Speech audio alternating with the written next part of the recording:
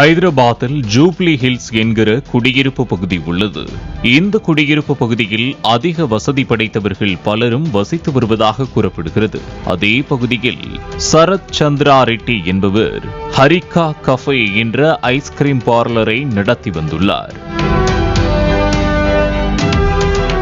சமூக வலைதளங்களில் உணவகங்களின் வாடிக்கையாளர்களை கவர்ந்து இழுப்பதற்காக பலரும் புதிதாக உணவுகள் அறிமுகப்படுத்தப்பட்டு வருவது வாடிக்கையாகி வருகிறது.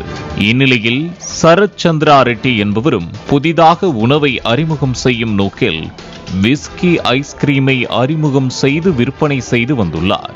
அதாவது ஐஸ்கிரீம்களில் போதைபானமான விஸ்கியை சேர்த்து கொடுத்து வந்துள்ளார். குழந்தைகளும் இதனை வாங்கி சாப்பிட்டுள்ளனர். இதனையடுத்து உணவு பாதுகாப்பு துறையினர் அதிரடியாக ஐஸ்கிரீம் பார்லரை சோதனை செய்ததில் 1 கிலோ ஐஸ்கிரீமிற்கு 60 மில்லி என்கிற அடிப்படையில் விஸ்கியை கலந்து ஐஸ்கிரீம் தயார் செய்து விற்பனை செய்தது தெரியவந்தது.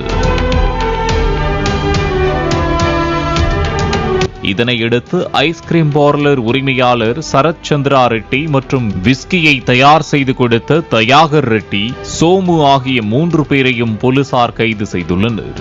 குழந்தைகள் சாப்பிடும் உணவில் போதைப் பொருட்களை கலந்தது குறித்து பலரும் எதிர்ப்பு தெரிவித்து வருகின்றனர்.